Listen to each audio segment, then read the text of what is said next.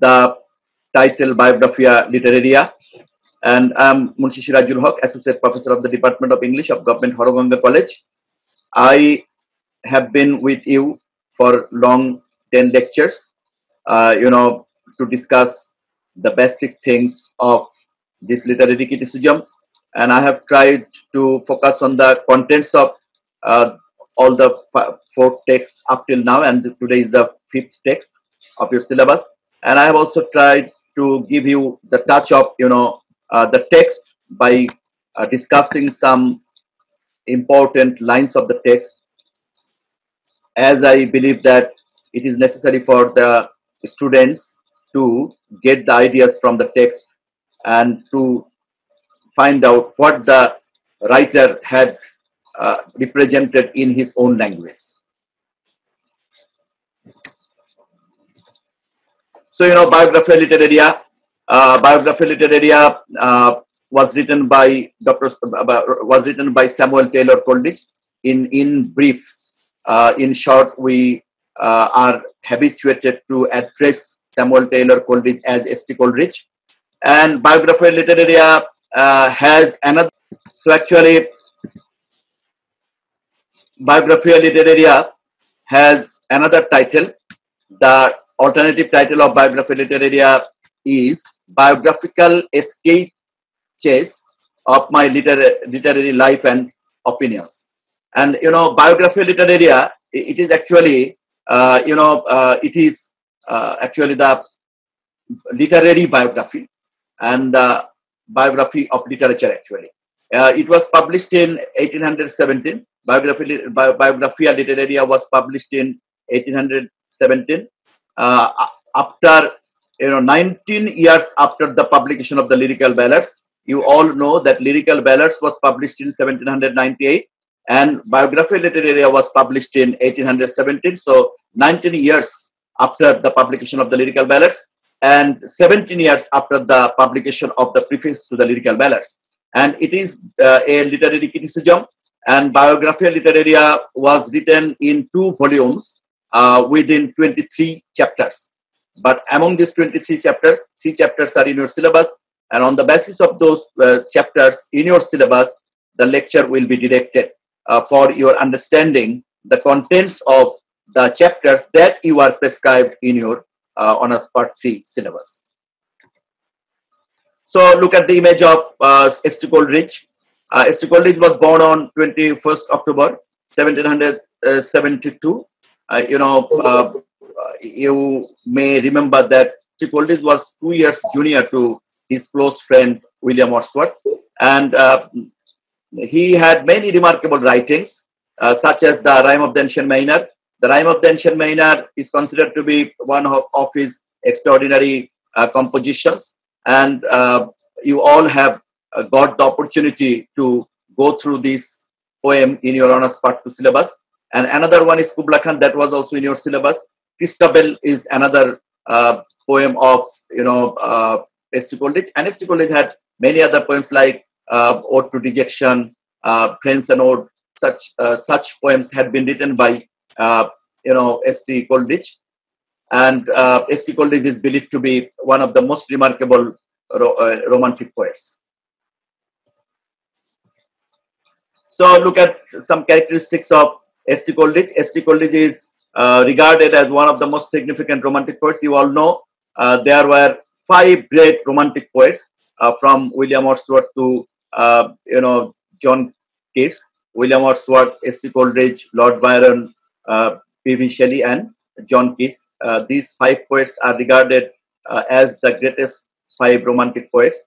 S.T. Coleridge is one of the leading romantic poets during that time. And S.T. Coleridge was a poet of supernatural element. Unlike his friend William Wordsworth was a poet of nature, but S.T. Coleridge was a poet of supernatural element, and he was a very close friend of William Wordsworth. And Coleridge with Wordsworth jointly published Lyrical Ballads in 1798. So aims of Biographia Literaria. S.T. Coleridge had found it necessary to compose a literary criticism named Biography of Literaria, and the reasons behind this literary criticism are given here, explaining Coleridge's own viewpoints on different aspects of poetry. That is one of the most important causes for his writings of Biography of Literaria, explaining Coleridge's own viewpoints on different aspects of poetry. কবিতার বিভিন্ন বিষয় সম্পর্কে Coleridge তার নিজস্ব ধারণা, নিজস্ব যে মতামত সেটি প্রকাশ করার জন্য এই বায়োগ্রাফি লিটারেরিয়া লিখেছেন। This is the first region, first and the foremost region of the composition of Biography Literaria. The second region is refuting some views of William Wordsworth. William Wordsworthের কিছু কিছু মতামত, যে মতামতগুলো William Wordsworth preface to the lyrical ballads দিয়েছেন, সেগুলির অনেকগুলি বা বেশ কিছু মতামতের সাথে এস.টি. কোলরিজ একমত ছিলেন না। That is why S.T. Coleridge found it necessary to write a separate writing in which he could explain his own opinions, refuting some opinions of William Wordsworth. You should remember that Wordsworth and S.T. Coleridge jointly published Lyrical Ballads. Lyrical Ballad যেহেতু William Wordsworth এবং S T. Coleridge যৌথভাবে প্রকাশ করেছিল, যদিও S T. কোলরিজের কবিতা সেখানে কম ছিল, ওয়ার্ডসওয়ার্থের কবিতা বেশি ছিল। That is why preface to the Lyrical Ballads means the preface to the Lyrical Ballads, and preface to the Lyrical Ballads যখন উইলিয়াম ওয়ার্ডসওয়ার্থ লিখলেন 1800 সালে, তো সেটি লিরিক্যাল ব্যালাডসেরই প্রিফেস হয়ে গিয়েছে। তো লিরিক্যাল ব্যালাডে যেহেতু এস.টি. কোলরিজেরও একটি শেয়ার ছিল, তার যেহেতু কিছু কম্পোজিশন ছিল, তো অনেকেই মনে করতে পারে যে উইলিয়াম ওয়ার্ডসওয়ার্থের সমস্ত মতামতগুলো এস.টি. কোলরিজেরও মতামত, কিন্তু যেহেতু এস.টি. কোলরিজের উইলিয়াম ওয়ার্ডসওয়ার্থের অনেক মতামতের সাথে দ্বিমত ছিল, তো সেই দ্বিমতটা প্রকাশ করার সুযোগ অন্য কোনোভাবে আর ছিল না যদি তিনি ভিন্ন একটি রাইটিং না লেখেন। এবং তারই প্রেক্ষিতে তিনি বায়োগ্রাফি লিটারেরিয়া রচনা করলেন, যেখানে তিনি তার নিজস্ব মতামতগুলো তুলে ধরলেন এবং উইলিয়াম ওয়ার্ডসওয়ার্থের যে সমস্ত মতামতগুলোকে তিনি সমর্থন করেছেন সেগুলো উল্লেখ করেছেন, আর যেগুলোকে তিনি সমর্থন করেননি সেগুলোও তিনি উল্লেখ করেছেন। And representing his ideas about the definition, function, diction, poetic diction, and process of poetic composition. And S.T. Coleridge had attempted to represent his own ideas about the definition of poetry, functions of poetry, language of poetry, and the process of poetic creations.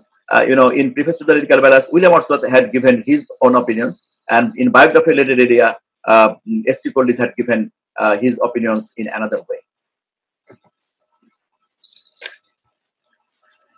So, Wordsworth's views on poetic diction, Wordsworth had given his views on the poetic diction, and that had been contrasted by S.T. Coleridge.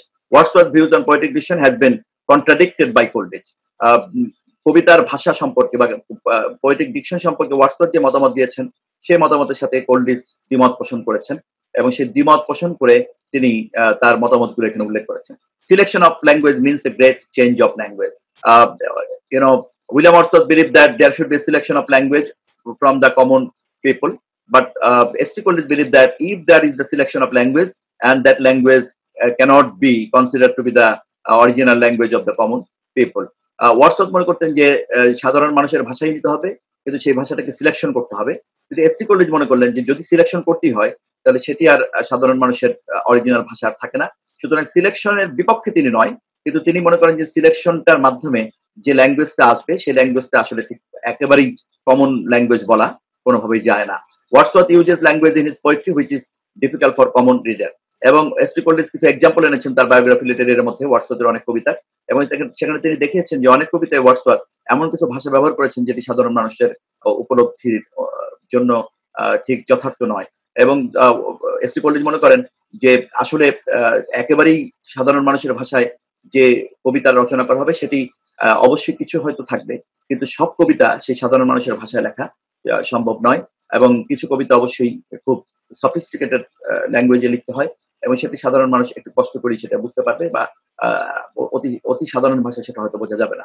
In this way, S.T. Coleridge had contradicted, the opinions of William Wordsworth, particularly on the language of poetry, that is poetic diction.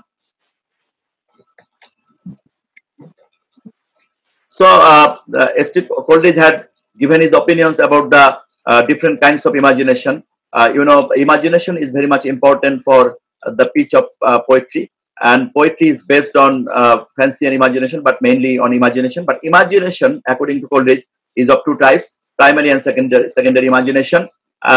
Primary imagination, it is merely the power of receiving impressions of the external world through senses. Primary imagination is that kind of power to receive impressions of the external world through senses. We all know that we have got 5 senses, physical senses, and 6th sense is another sense, but mainly 5 senses. And based on the 5 senses, we can get the impressions of the external world through the primary imagination. And it is an involuntary act of the mind. The human mind receives, and sensations from the outside world, and it is involuntary, not voluntary. মানুষের খুব ইচ্ছাকৃত না, অচেতন মনেই মানুষ আসলে তার চারপাশের জগৎ থেকে যে উদ্দীপনা অনুভূতিগুলো গ্রহণ করে এই প্রাইমারি ইমাজিনেশনের মধ্য দিয়ে। এবং এই প্রাইমারি যে ইমাজিনেশন, যেটা প্রাথমিক যে কল্পনা, সেটি কিন্তু সাধারণ মানুষেরও হয়, কবিদেরও হয়। কিন্তু সাধারণ মানুষেরা এই ইমাজিনেশনের পরে কোনো কবিতা রচনা করতে পারে না বা কোনো সাহিত্য কর্ম রচনা করতে পারে না। কিন্তু কবিরা যখন এই প্রাইমারি ইমাজিনেশন থেকে সেকেন্ডারি ইমাজিনেশনের দিকে যাবেন, তখন কিন্তু সেটা সাহিত্য রচনার জন্য কার্যকরী পদক্ষেপ হতে পারে। কিন্তু প্রাইমারি ইমাজিনেশনটা যদি সেকেন্ডারি ইমাজিনেশনে রূপান্তরিত না হয়, তাহলে কিন্তু সেটি কবিতা বা সাহিত্য রচনার জন্য যথার্থ বলে বিবেচিত হবে না। আমরা মনে করি যে কোনো, যেমন উইলিয়াম ওয়ার্ডসওয়ার্থ কোনো একটি জায়গায় ড্যাফোডিল ফুল দেখে মুগ্ধ হয়েছেন, কিন্তু ওই ড্যাফোডিল ফুল দেখে মুগ্ধ হওয়াটা এটা তার প্রাইমারি ইমাজিনেশন। তিনি যখন বাসায় ফিরে আবার তিনি এই বিষয়টা নিয়ে সেকেন্ডারি ইমাজিনেশন করলেন, তখন কিন্তু এটি সাহিত্য রচনার জন্য বা কবিতা রচনার জন্য ম্যাটেরিয়ালসে বা র ম্যাটেরিয়ালসে পরিণত হলো। এবং সেখানে কবির ইন্টেলেক্ট, তার যে নলেজ, তার যে ক্যাপাবিলিটি, তার যে রাইটিং অ্যাবিলিটি, এবং এগুলো যুক্ত হয়ে তখন সেটা কবিতা হিসাবে রূপ লাভ করবে। এই হিসাবে তিনি প্রাইমারি ইমাজিনেশনকে দেখেছেন। And secondary imagination is also discussed by S.T. Coleridge here. Secondary imagination, it is a particular and distinctive power of the artist who works on primary imagination. So secondary imagination is actually the power of the artist. All the artists should have the secondary imagination, should have the power of secondary imagination. But the common people will not have the power of the secondary imagination. And the poets or the other artists should work on the primary imagination, and after working on the primary imagination, it will be possible for the poet to go to the secondary imagination. It is through this power nature is shaped and colored, by the soul of the poet, and nature is actually shaped and colored by the soul of the poet. কবিতার আত্মা দিয়ে, কবিতার এই কল্পনা শক্তির সাথে তার আত্মিক ক্ষমতা, তার যে উদ্দীপনা, তার যে অনুভূতি, সবগুলোকে যুক্ত করে কবি কিন্তু আসলে এই কবিতাকে শেপ দান করবেন, এবং সেটি হচ্ছে সেকেন্ডারি ইমাজিনেশন।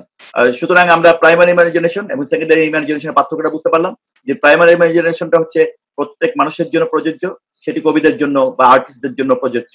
কিন্তু আর্টিস্টদের জন্য অ্যাডিশনালি সেকেন্ডারি ইমাজিনেটিভ পাওয়ার থাকবে, এবং সেই সেকেন্ডারি ইমাজিনেশনটা যখন কাজ করবে প্রাইমারি ইমাজিনেশনের উপরে, তখনই কিন্তু সেটি সাহিত্য কর্ম হিসাবে অথবা কোনো ব্রাঞ্চ অফ লিটারেচার হিসাবে অথবা কবিতা হিসাবে আবির্ভূত হবে। এবং এটি কিন্তু কবির শ্রেষ্ঠত্ব। কবি কিন্তু সেই কাজটি যথার্থভাবে করতে পারলেই কবিতাটি বা সাহিত্য কর্মটি যথার্থ বলে বিবেচিত হবে।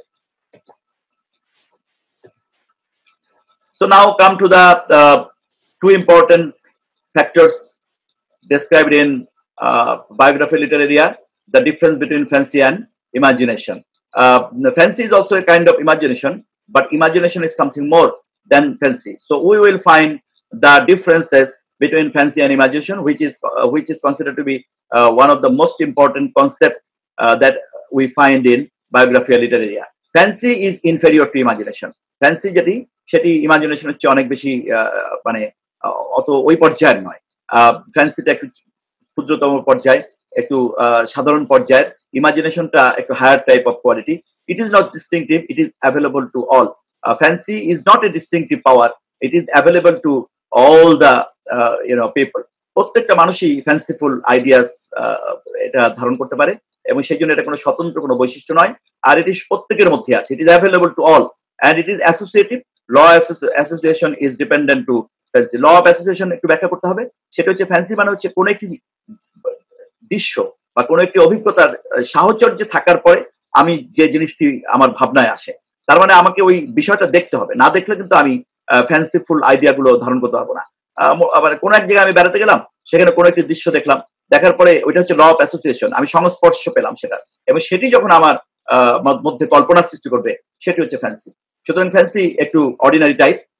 It is available to all classes of people. It is not necessary to be a poet or extraordinary to have the fanciful ideas. But whenever we will talk about imagination, it is of the higher quality. Imagination is of higher than fancy. Fancy imagination obviously higher, এবং এই imaginative পাওয়ারটা যেটা extraordinary imaginative পাওয়ারটা অনেকের মধ্যে থাকে না।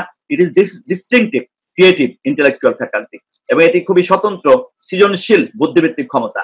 এবং এই স্বতন্ত্র সৃজনশীল বুদ্ধিবৃত্তিক ক্ষমতা যাদের মধ্যে থাকে তারাই কিন্তু কোনো ক্রিয়েটিভ কোনো কিছু সৃষ্টি করতে পারে। সেটি কবিতা হতে পারে, নাটক হতে পারে, অথবা অন্য যে কোনো কল্পনা শক্তি এক্সট্রাঅর্ডিনারি সেটি হতে পারে। S.T. Collins believed that William Wordsworth had greater imaginative power in comparison to many other contemporary poets. সমকালীন অনেক কবিতার তুলনায় ওয়ার্ডসওয়ার্থের মধ্যে সেই ক্ষমতাটা অনেক বেশি ছিল। সত্যিকার অর্থে এস.টি. কোলরিজ ওয়ার্ডসওয়ার্থের অনেক মতামতকে ডিনাই করলেও ওয়ার্ডসওয়ার্থের যে শ্রেষ্ঠত্ব, গ্রেটনেস, সেটিকে তিনি অকপটে কিন্তু স্বীকার করেছেন।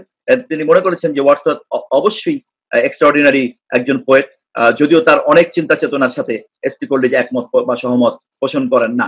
ইট is independent of law of association. আর ইমাজিনেশনটার সাথে ল অফ অ্যাসোসিয়েশনের কোনো সম্পর্ক নেই। ইমাজিনেটিভ পাওয়ার থাকলে ওই অভিজ্ঞতাটা সে যদি অর্জন নাও করে, অভিজ্ঞতার সংস্পর্শে যদি সে নাও যায়, কিন্তু তার কল্পনা শক্তি এত প্রবল হবে যে কল্পনা শক্তি দিয়ে সে এমন কিছু রচনা করবে যেটি হয়তো সে কখনো দেখেনি। যেমন আমরা যদি দান্তের ডিভাইন কমেডিয়ার কথা চিন্তা করি, ডিভাইন কমেডিয়াতে দান্তে হয়তো আন্ডারওয়ার্ল্ডের কথা বলেছেন, কিন্তু দান্তে কখনো আন্ডারওয়ার্ল্ডে জানি নাই, কিন্তু তারপরে তিনি আন্ডারওয়ার্ল্ডের বর্ণনা দিয়েছেন, এবং মনে হতে পারে যে হয়তোবা আন্ডারওয়ার্ল্ডটা এমনই হতে পারে।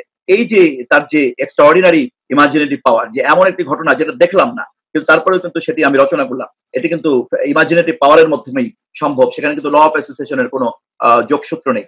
যেমন আমরা যদি প্যারাডাইস লস্টের কথা বলি, প্যারাডাইস লস্টের মধ্যে আমরা দেখি যে জন মিল্টন প্যান্ডেমোনিয়ামের বর্ণনা দিয়েছেন, অর্থাৎ হেলের বর্ণনা দিয়েছেন, কিন্তু জন মিল্টন তো আর হেলে বা নরকে তিনি তো যাননি, তিনি তো যেই কবিতা রচনা করেননি, কিন্তু তিনি একটি তার কল্পনা শক্তি প্রয়োগ করে নরককে তিনি একভাবে কল্পনা করেছেন, হেলকে তিনি একভাবে কল্পনা করেছেন, এবং সেটি তিনি উপস্থাপন করেছেন প্যারাডাইস লস্টের মধ্যে। এই যে পাওয়ারটা, এটাই হচ্ছে ইমাজিনেটিভ পাওয়ার, এবং এই পাওয়ারের সাথে ল অফ অ্যাসোসিয়েশনের কোনো সম্পর্ক নেই। ফ্যান্সির সাথে ল অফ অ্যাসোসিয়েশনের সম্পর্ক আছে, এবং এই নরকের বর্ণনা দিতে যে জন মিল্টনকে আসলে নরকে যে অভিজ্ঞতা নিয়ে আসতে হয়নি। সুতরাং এই যে পাওয়ারটা, এই পাওয়ারটা সাধারণ মানুষের মধ্যে তো থাকেই না, অনেক সময় সাধারণ কবিদের মধ্যেও এক্সট্রাঅর্ডিনারি ইমাজিনেটিভ পাওয়ার অ্যাবসেন্ট থাকে বলেই সে কবিরা অসাধারণ কোনো কিছু সৃষ্টি করতে পারেন না। সেটি কিন্তু আমাদের এস.টি. কোলরিজ তার এই বায়োগ্রাফি লিটারের মধ্যে খুবই সার্থকভাবে উপস্থাপন করেছে। Now come to the difference between prose and poetry. You know that in preface to the Lyrical Ballads, William Wordsworth had talked about the differences between prose and poetry. Lyrical ballads, preface to the lyrical ব্যালান্সের মধ্যে Wordsworth pros এবং পোয়েট্রির পার্থক্য বলতে যে তিনি যেটি বলেছেন সেটি হচ্ছে যে প্রোজ এবং পোয়েট্রির মধ্যে বেসিক কোনো ডিফারেন্স নেই, শুধুমাত্র পার্থক্য হচ্ছে মিটার, অন্য কোনো পার্থক্য নেই। কিন্তু এস.টি. কোলরিজ একটু ডিফারেন্ট ভাবে চিন্তা করেন, এবং তার চিন্তাটা আমরা এখানে পাবো। A poem contains the same elements as a prose composition. He had also acknowledged the conception of William Wordsworth that a poem contains the same elements as a prose composition. একটি কবিতা একই ধরনের উপকরণ দ্বারা তৈরি যেমন প্রোজ কম্পোজিশনও তৈরি করা হয়েছে। সুতরাং পোয়েম এবং প্রোজের যে উপকরণগুলো একই, সেটি কিন্তু তিনি স্বীকার করেছেন, কিন্তু তিনি যেটি পার্থক্য মনে করেন সে পার্থক্যটা হচ্ছে the difference between prose and poetry lies in different combination of the use of words. যে শব্দ ব্যবহারের ক্ষেত্রে যে ডিফারেন্ট কম্বিনেশন, এবং সেই কম্বিনেশনটাই প্রোজ এবং পোয়েট্রিকে আসলে আলাদা করে দিয়েছে। কারণ শব্দ ব্যবহারের ক্ষেত্রে আমি যখন একভাবে ব্যবহার করব সেটি হচ্ছে প্রোজ হবে, আবার অন্যভাবে ব্যবহার করলে সেটি হবে হচ্ছে পোয়েট্রি। এটা আমি আসলে আমার নিজের থেকে উদাহরণ দিতে পারি, যে আমরা দেখি যে অনেক সময় ময়দা দিয়ে, চিনি দিয়ে নানা রকম আইটেম তৈরি করা হয়, কিন্তু সেই আইটেমগুলো কম্বিনেশনটা, তার প্রক্রিয়া পদ্ধতিটা ভিন্ন হওয়ার কারণে আমরা কিন্তু আটা এবং চিনি, ময়দা দিয়ে তৈরি জিনিসগুলো সবগুলোকে কিন্তু একই বলতে পারি না। আমরা বিস্কিটকে বিস্কিট বলি, আবার পাউরুটিকে পাউরুটি বলি, অথবা আমরা রুটিকে রুটি বলছি, এবং অন্যান্য অনেক আইটেমকে আমরা ভিন্ন রকমের বলছি। কিন্তু একই রকম উপকরণ যে তৈরি হওয়ার পরেও কিন্তু দেখা যায় যে সেগুলো ভিন্ন হয়ে যাচ্ছে। কেন? কারণ কম্বিনেশনটা ভিন্ন, কুকিং প্রসেস ভিন্ন, উপকরণগুলোকে মিশ্রণ ঘটানো হয়েছে ভিন্নভাবে, এবং সে কারণে উপকরণ একই হলেই যে জিনিসটা এক হবে এটা এস.টি. কোলরিজ মনে করেন না। তিনি এটি মনে করেন ওয়ার্ডসওয়ার্থের সাথে যে অবশ্যই প্রোজ কম্পোজিশন এবং পোয়েট্রির উপকরণের মধ্যে খুব বেশি পার্থক্য নেই, কারণ প্রত্যেকটা উপকরণের মধ্যেই শব্দ চয়ন আছে, বিভিন্ন ফিগারেটিভ ল্যাঙ্গুয়েজের ব্যবহার আছে, সেন্টেন্সের ব্যবহার আছে, কিন্তু সেন্টেন্স গুলো তো প্রোজের ক্ষেত্রে যখন আমি একভাবে ব্যবহার করবো, আবার পোয়েট্রির ক্ষেত্রে আমি আরেকভাবে ব্যবহার করবো। একজন কবি যখন কবিতা রচনা করবেন, এমনকি একজন প্রোজ রাইটার যখন কবিতা রচনা করবেন, তখন কিন্তু সে জানে যে কবিতা আমি রচনা করছি, অথবা এটা ভিন্নভাবে আমাকে কম্বাইন করতে হবে। যেমন আমি আমাদের বাংলা সাহিত্য উদাহরণ দিই, যে হুমায়ুন আহমেদ অনেক উপন্যাস লিখে গেছেন, অনেক গল্প লিখে গেছেন, কিন্তু তিনি যখন কবিতা লিখতে গিয়েছেন বা গান লিখতে গিয়েছেন, তখন কিন্তু তাকে কিন্তু ভিন্নভাবে চিন্তা করতে হয়েছে। আমরা তার কিছু কিছু গানের কথা জানি, যে গানগুলো কিন্তু অবশ্যই জনপ্রিয়তা পেয়েছিল, এবং সেই জনপ্রিয় গানগুলো কিন্তু তিনি ভিন্নভাবেই লিখেছেন। সুতরাং একজন প্রোজ রাইটার যখন পোয়েট্রি লিখবে, তখন কিন্তু সে সচেতন থাকবে যে উপকরণ এক হলেও কম্বিনেশন যেহেতু ভিন্ন, জিনিসটা কিন্তু ভিন্নই হবে। A poem combines words differently as it is seeking to do the thing differently. এবং কবিতা অবশ্যই শব্দগুলোকে ভিন্নভাবে সংমিশ্রণ ঘটাবেন, এবং সেই যেহেতু তার উদ্দেশ্যটা ভিন্ন, তার উদ্দেশ্য প্রোজ রাইটারের উদ্দেশ্যের মতো নয়, এবং পোয়েটের উদ্দেশ্য যেহেতু ভিন্ন, এবং সেই উদ্দেশ্যকে পূরণ করার জন্য তাকে অবশ্যই ভিন্নভাবে চিন্তা করতে হবে। এবং এই বিষয়টিতে আমরা দেখি ওয়ার্ডসওয়ার্থ এবং কোলরিজের মধ্যে পার্থক্য। এখানে যে 3টি পয়েন্ট আমি আলোচনা করেছি, সেই 3টি পয়েন্টের মধ্যে প্রথম পয়েন্টে ওয়ার্ডসওয়ার্থ এবং কোলরিজের একই মতামত থাকলেও, দ্বিতীয় এবং তৃতীয় পয়েন্টের মধ্যে কিন্তু আসলে আমরা ভিন্ন মতামত দেখতে পাচ্ছি। এবং কোলরিজ যে মতামতটা দিয়েছেন, আমরা দেখি যে অনেক ক্ষেত্রেই সে মতামতটা very much argumentative, logical, it seems to me. Concept of poem and poetry. S.T. Coleridge had also distinguished between poem and poetry. Though we know we all address poem and poetry in a similar way. আমরা সাধারণত poem এবং পোয়েট্রিকে একই রকমই অনেকটা মনে করে থাকি, কিন্তু S.T. Coleridge মনে করেন যে পোয়েম আর পোয়েট্রির মধ্যে পার্থক্য আছে। Though S.T. Coleridge did not present logic for this distinction. এই যে পার্থক্যটা তিনি বললেন, কিন্তু S.T. Coleridge এইটা কেন পার্থক্য সেটা কিন্তু তিনি উল্লেখ করেননি। তিনি বলেন না যে পোয়েম কেন পোয়েট্রি থেকে আলাদা, কোনটা পোয়েম এবং কোনটা পোয়েট্রি, সেটা কিন্তু সুস্পষ্টভাবে তিনি বলেননি। But it seemed that he meant poetry as an organic whole and poem is regarded as a particular piece of poetry. কিন্তু মনে হয়ে থাকে S.T. Coleridge's বর্ণনা ভঙ্গি অথবা তার ধ্যান ধারণার ভিত্তিতে মনে হতে পারে যে পোয়েট্রি হচ্ছে একটা সামগ্রিক বিষয়, সামগ্রিক কবিতাকে কবিতা বলা হয়, আর poem a particular piece of poetry. একটা নির্দিষ্ট কবিতাকে পোয়েম বলে বিবেচনা করা যায়। যেমন আমরা যদি বলি poetry of Rabindranath, poetry of Rabindranath means the organic whole of the poetic creation by Rabindranath. আমরা যদি বলি যে পোয়েট্রি অফ নজরুল, তার মানে নজরুলের কবিতা বলতে নজরুলের সামগ্রিক কবিতা, এবং সেই কবিতাকে মিন করা হচ্ছে পোয়েট্রি বলে। আর যখন আমরা পোয়েম বলি, then poem means a particular piece of poem. যেমন আমরা নির্দিষ্ট একটা কবিতাকে আমরা হয়তো পোয়েম বললাম, যে রবীন্দ্রনাথের যেমন একটা কবিতা নির্ঝরের স্বপ্নভঙ্গ, সেটাকে আমরা হয়তো পোয়েম বললাম, অথবা নজরুলের কবিতা মানুষ, সেটাকে আমরা পোয়েম বললাম। যেমন S.T. Coleridge's কবিতা কুবলা খান, সেটাকে আমরা পোয়েম বললাম, অথবা রাইম অফ দ্য এনশিয়েন্ট মেরিনের পোয়েম বললাম। কিন্তু সামগ্রিকভাবে কোলরিজের সামগ্রিক কবিতাকে আমরা পোয়েট্রি অফ S.T. Coleridge। যেমন ওয়ার্ডসওয়ার্থের পার্টিকুলার কোন কবিতা, তিনটা নাইবে, সেটাকে আমরা পোয়েম বললাম। কিন্তু আমরা যখন পোয়েট্রি বলবো, তখন আসলে ওয়ার্ডসওয়ার্থের সামগ্রিক কবিতাকে মিন করবে। এটি আসলে এই ধরনের পার্থক্যটাই মূলত আসলে S.T. Coleridge মিন করতে চেয়েছেন। কিন্তু S.T. Coleridge এটি কোনটা মিন করতে চেয়েছেন সেটি আমরা ধরে নিচ্ছি, কিন্তু তিনি কিন্তু সুস্পষ্টভাবে সেটি কিন্তু তিনি তার রচনার মধ্যে উল্লেখ করেননি। কিন্তু তিনি খুব কনফিডেন্টলি বলেছেন, there is definitely the difference between poem and poetry as we find the difference between prose and poetry. আমরা যেরকম প্রোজ এবং পোয়েট্রির মধ্যে পার্থক্য খুঁজে পেলাম, ঠিক তেমনি পোয়েম এবং পোয়েট্রির মধ্যে একটি পার্থক্য আছে বলে S.T. Coleridge এখানে উল্লেখ করেছেন।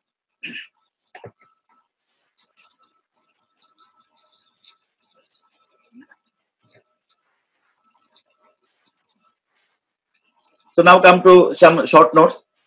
You will find some short notes to be described here: fancy, imagination, poetic diction, willing suspension of disbelief, supernaturalism, romanticism. So now we will talk about something. What are the different kinds of imagination? We will find different kinds of imagination that had been described over here: primary imagination, secondary imagination. We have got different kinds of imagination here, and that had also already been talked over here. And what does Coleridge mean by willing suspension of disbelief? Willing suspension of disbelief that will be focused here. Willing suspension of disbelief is to have the power of the disbelief by a particular reader, and that is actually extraordinary capability of S.T. Coleridge. S.T. Coleridge had the capability to make the readers to go through the willing suspension of disbelief.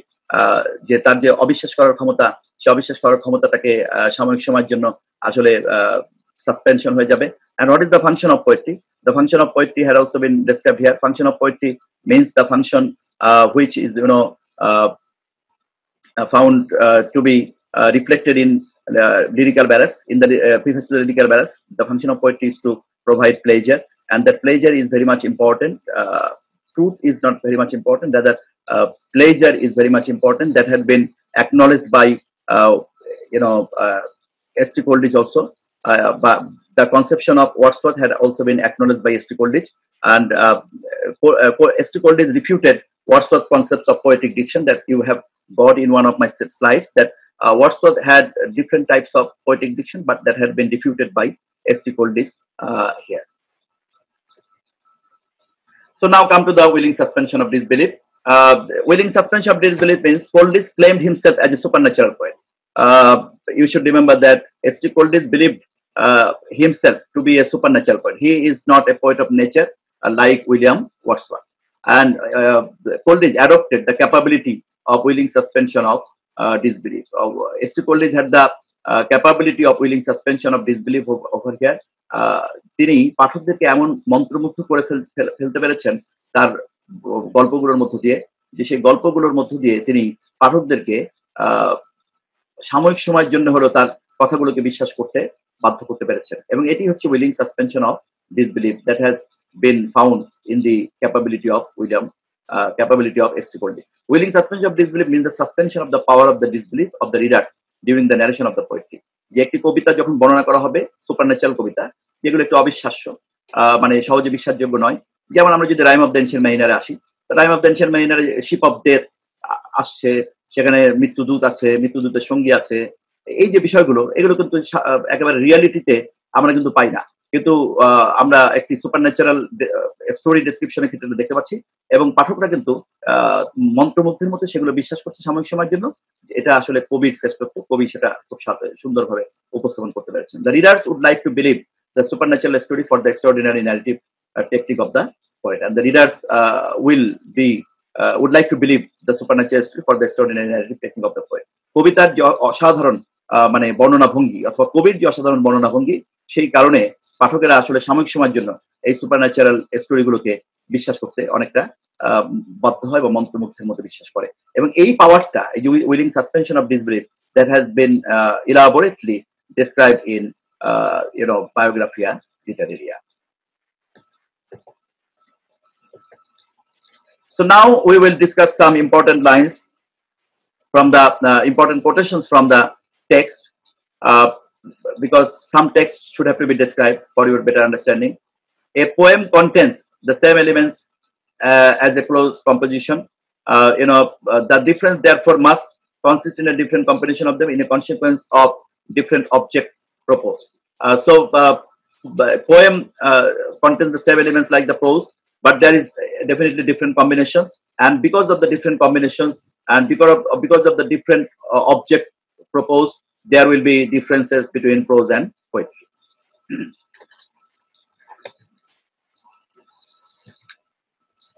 And a poem is that a species of composition which is opposed to works of science by proposing its immediate object pleasure, not truth, and from all other species.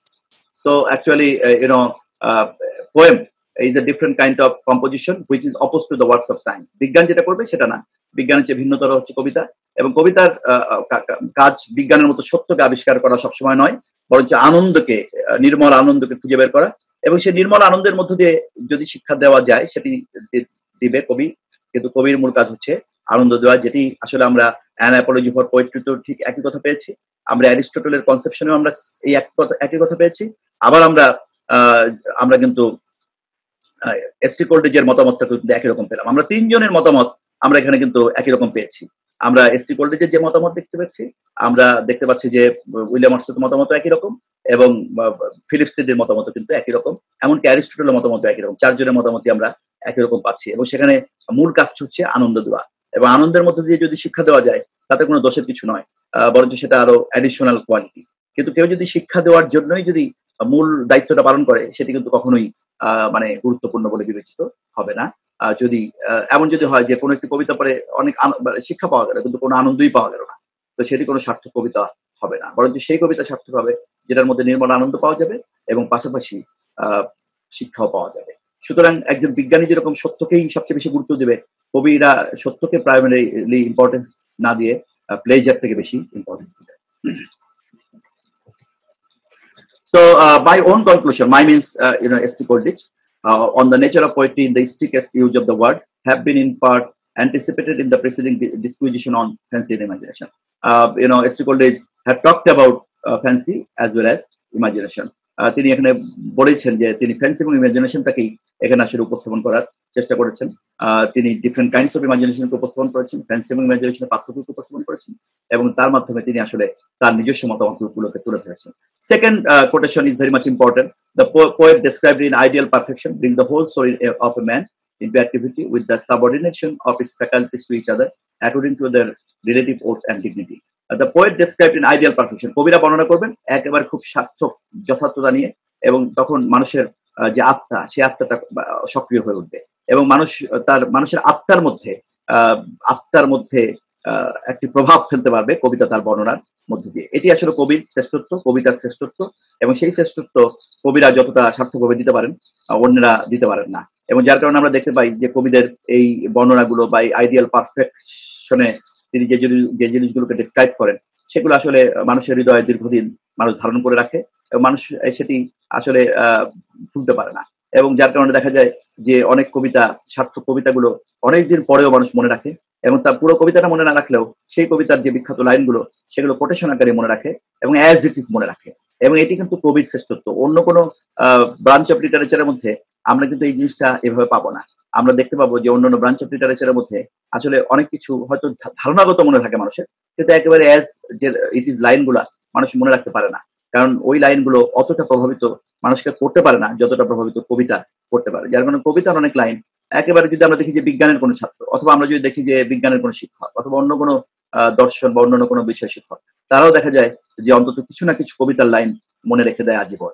এবং এই যে কবিতার line মনে রাখার যে, এবং এটা কিন্তু মনে রাখার জন্য তারা যে একেবারে খালি মুখস্থ করেছে ব্যাপারটা এরকম না, কিছু কিছু লাইন তাদের হৃদয়ে এভাবে অনুপ্রবেশ করে, এবং সেটি কবিদের শ্রেষ্ঠত্ব, কবিতার শ্রেষ্ঠত্ব। এবং এই কবিদের শ্রেষ্ঠত্ব বা কবিতার শ্রেষ্ঠত্বের কথা কিন্তু আমরা লিটারেরি ক্রিটিসিজমের প্রত্যেকটা যে পিচ অফ লিটারেরি ক্রিটিসিজমের মধ্যে আমরা পেয়েছি। এর আগের চারটা পিচ অফ লিটারেচারের মধ্যে আমরা পেয়েছি প্রিফেস টু শেক্সপিয়ার, অ্যারিস্টটলের পোয়েটিক্স এর মধ্যে আমরা পেয়েছি, অ্যান অ্যাপোলজি ফর পোয়েট্রির মধ্যে আমরা পেয়েছি, preface to the lyrical balance এর মধ্যে আমরা পেয়েছি, এবং আমরা কিন্তু এই বায়োগ্রাফি লিটারের মধ্যেও একই জিনিস পাচ্ছি।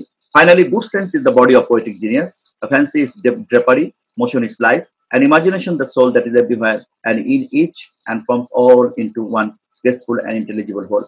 Good sense is the body of the poetic genius. Poetic genius এর একটা খুবই গুরুত্বপূর্ণ বিষয় হচ্ছে গুড সেন্স থাকবে, এবং ফ্যান্সি যেটি আমরা এর আগে বলেছি সেটা হচ্ছে ড্রাপারি, এটা একটা আচ্ছাদন হিসেবে থাকবে, but imagination should be considered to be the soul of the literary creation.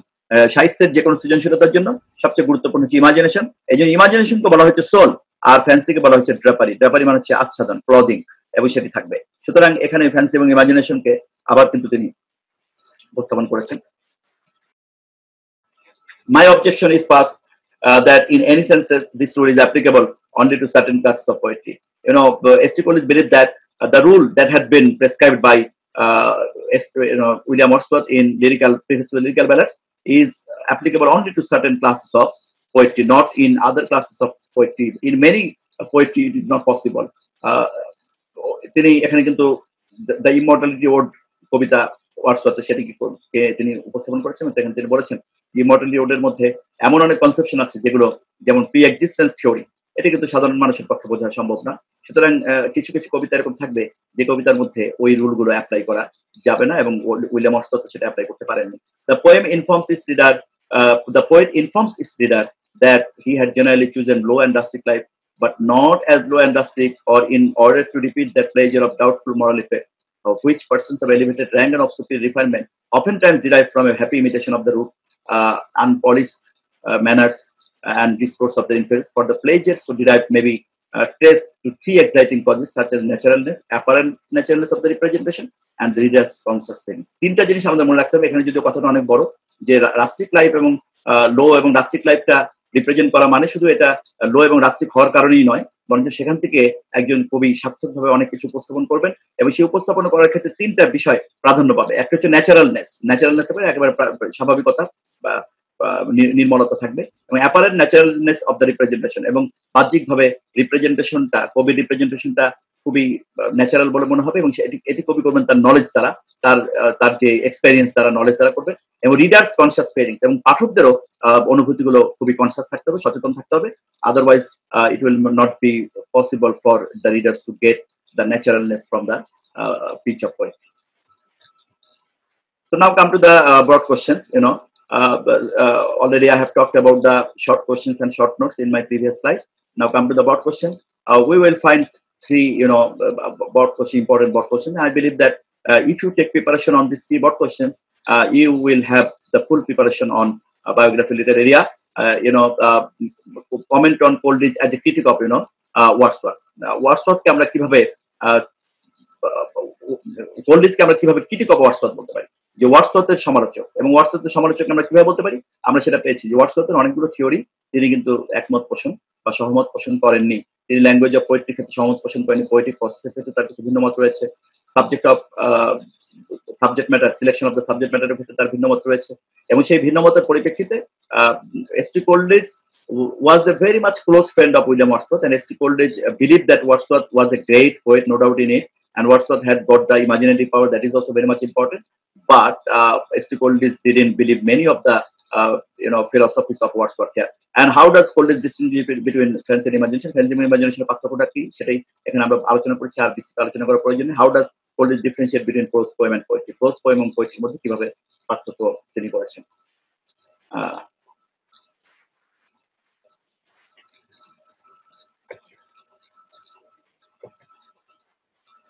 Okay, so now if you have